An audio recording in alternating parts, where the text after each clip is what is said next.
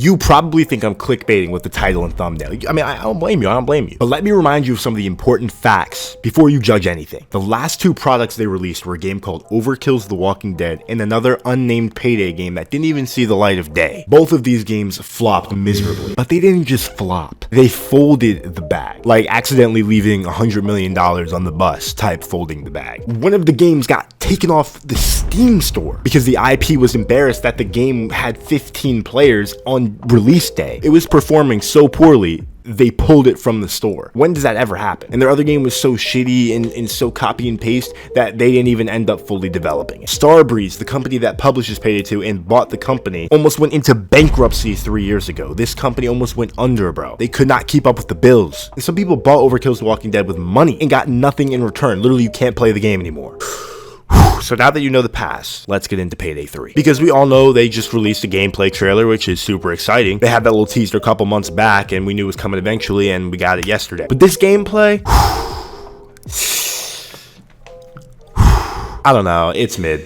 It's mid. Obviously, and most blatantly, we have graphics, which I've been hearing from a lot of people. And yeah, the game has 2015 graphics. Does it look bad or unplayable? Absolutely not. It looks fine. Does it really feel like a brand new game visually? You know, Payday 2 didn't really have good graphics and people didn't really care. The community did not give a shit. But I feel like when you have a sequel that comes out a decade later, a decade of, you know, a big jump in, you know, visual technology, that you have expectations to meet. And does this game meet them? Probably it just passes. And I feel like this is the foundation for most of the problems that people are saying. Is it the same game? Question we have to ask ourselves before buying a game a lot these days when it comes to COD, Madden, Overwatch, and so many more IPs. Developers in this industry like to take whatever works and milk it for every cent, even if it means taking shortcuts. So the fact that it visually looks the same is making people say it is the same. But whatever, let's talk about the actual gameplay we saw. I actually do not hate it. I do not hate how this gameplay looks at all. The gunplay looks heavily improved in terms of getting up to speed with modern games. The sways on the weapons, each shot being a different animation, things like that are more with current gen. All of it looks really solid, so I'm not really that mad. We're seeing new features like taking somebody hostage and using your phone to potentially activate devices and call for extract, etc. Sliding mechanics seem to be in the game. It looks like there is new stuff here. We can't look past that. But besides that, nothing is really changing here. There isn't anything new, and these aren't my words. The developers emphasize that the Payday experience isn't changing at all. The game model of robbing banks and shit is already pretty unique, so this game is almost acting as a remaster for fans. Is that a bad thing?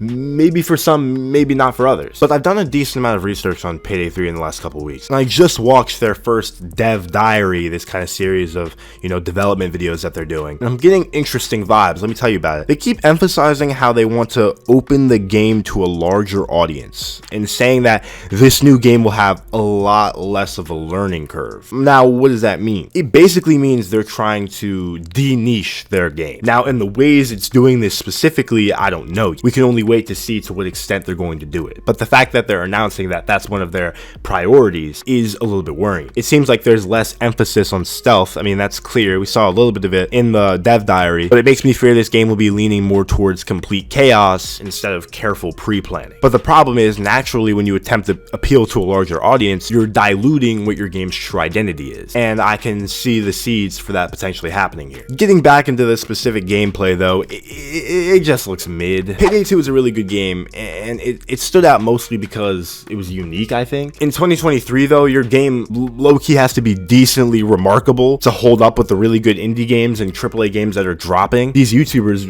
will drop a video essay on your game in 10 seconds because you left a typo in one of the loading screens. Payday 3 seems pretty confident though, and most importantly, competent. The fact that we're getting consistent communication so far and, you know, these videos is a good start. I'm sure there will even be a beta. To sum up my prediction of what Payday 3 is going to be based on this quick gameplay footage, I think Payday 3's future will be similar to the path that its predecessor took. It will drop a decent game, but slowly grow into a really good game. But as for right now, I can't really say that the gameplay they dropped and the shit that they're talking about on their podcasts is enough for me to be sold yet, even though, you know, I'm buying the game day release. Call me spoiled, but I was expecting a little bit more. I don't know. But maybe it was because the reveal gameplay was kind of trash. I didn't really like it. Just not a great representation of the game. I don't know. It's too early to say, but it's also really not that early to say. The game drops in 2.5 months. So what's going on, Overkill? You're just gonna drop, you know, some heist gameplay, or you're just gonna fuck us all over? At least, and I'll end it here, I can proudly say the game is only $40, which is something you don't see from developers anymore. But you know why it's 40? Take a guess. DLC.